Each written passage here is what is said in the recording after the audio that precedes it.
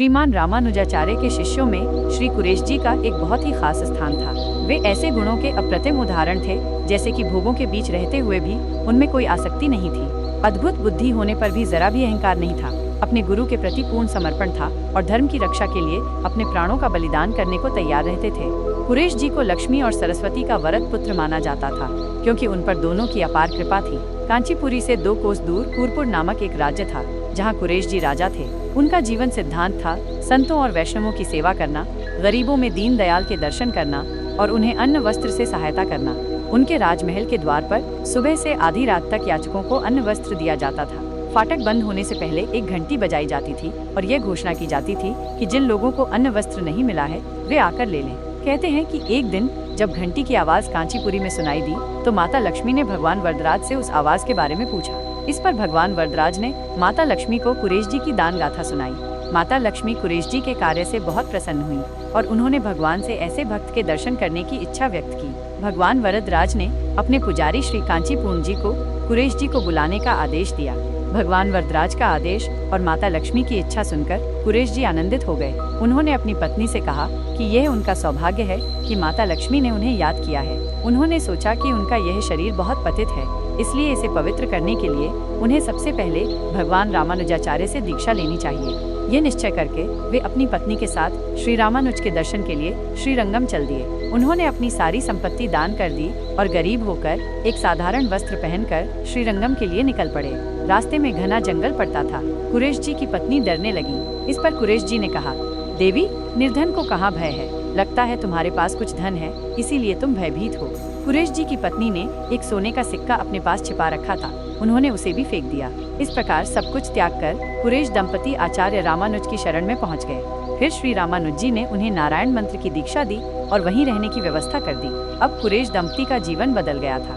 जो कल राजा के रूप में महान दानी थे, वे अब भिक्षा मांगकर भोजन करते थे। एक दिन भारी बारिश के कारण वे भिक्षा मांगने नहीं जा सके और भूखे ही भगवान का स्मरण करते रहे। उनकी पत्नी ने अपने पति को भोजन कराना अपना धर्म समझकर भगवान से प्रार्थना की। तुरंत ही भगवान के भोग का थाल लेकर पुजारी वहां आ गए। वास्तव में हर घट में वास करने वाले प्रभु ने स्वयं ही पुजारी के अंतःकरण में इसकी प्रेरणा दी थी।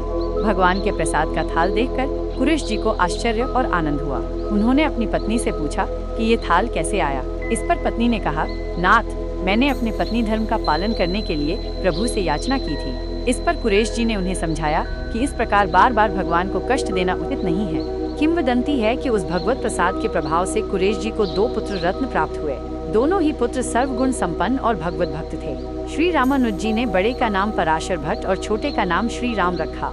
एक बार सर्वज्ञ भट्ट नामक एक दिग्विजयी पंडित अपने शास्त्र ज्ञान के अहंकार में श्रीरंगपुरी आए और वहाँ के विद्वानों को शास्त्रार्थ की चुनौती दी। पराशर भट्ट उस समय बालक थे। वे धूल में खेल रहे थे। अचानक उन्होंने एक मुट्ठी धूल उठाई और दिग्विजयी पंडित के पास जाकर कहा, पंडित जी, मेरी अंजुली में धूल के कितने कण हैं? पंडित जी कुछ भी उत्तर न दे सके और हक्के बक्के रह गए। इस पर बालक पराशर ने कहा, जब इतना भी नहीं जानते तो अपना नाम सर्वज्ञ क्यों रखा है?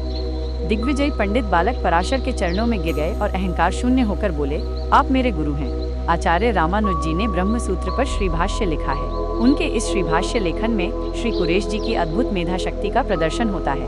हुआ यूं कि श्रीभाष्य लिखने के लिए रामानुज जी को बोधायन वृत्ति की आवश्यकता थी। यह एक अत्यंत दुर्लभ ग्रंथ था जो केवल कश्मीर के शारदा पीठ में ही मिल सकता था, लेकिन वहाँ के अद्वैत समर्थक विद्वान इसे देना नहीं चाहते थे, क्योंकि उन्हें इस बात का भय था कि इस ग्रंथ के प्राप्त हो जाने पर आचार्य रामानुज उनके अद्वैत मत का खंडन करके अपने विशिष्टाद्वैत मत का प्रतिस्थापन करेंगे। अतः उन लोगों ने बहाना बनाया। स्वामी जी उदास हो गए। तब रात में भगवती शारदा देवी ने स्वयं वह ग्रंथ लाकर रामानुज जी को दे दिया और कहा कि आप लोग यहाँ से चले जाइए, अन्यथा ये लोग इसे फिर से छीन लेंगे। भगवती शारदा देवी का आदेश स्वीकार कर रामानुज जी वहाँ से चल दिए। पुस्तक की सुरक्षा का भार उन्होंने कुरेश जी पर सौंप दिया। इधर कुछ दिन बाद शारदा पीठ के पंडितों ने देखा कि बोधायन वृत्ति तो अपने स्थान पर है ही नहीं, तो उन्हें यह संदेह हुआ कि रामानुज और उनके शिष्य ग्रंथ को चुरा ले गए। अब क्या था? उन लोगों ने क्रोधित होकर रामानुज जी का पीछा किया और 1 महीने में रामानुज जी तक पहुंच ही गए और उनसे ग्रंथ छीन लिया। इससे रामानुजाचार्य जी को अत्यंत पीड़ा हुई। उन्हें लगा कि उनका ब्रह्म सूत्र पर भाष्य करने का संकल्प अधूरा ही रह जाएगा। अपने गुरुदेव को इस प्रकार दुखी देखकर कुरेश जी ने कहा, प्रभु, आप दुखी न हो। कश्मीर से चलते समय प्रत्येक रात में आपके सो जाने के पश्चात मैं ग्रंथ का पाठ किया करता था। ऐसा करते हुए 1 माह में मुझे पूरा ग्रंथ कंठस्थ हो गया है। आप आज्ञा दें तो मैं उसे तुरंत ही लिख डालूं। रामानुजाचार्य जी का हृदय कुरेश जी की यह बात सुनकर गदगद हो गया। उन्होंने कुरेश जी को अपने हृदय से लगा लिया और कहा, वत्स, तुम चिरंजीवी हो, तुम गुरु ऋण से उऋण हो गए। इस प्रकार कुरेश जी की दिव्य मेधा शक्ति श्री भाष्य की रचना में आधार पीठिका बनी। ये कुरेश जी के जीवन की एक अद्भुत कहानी है।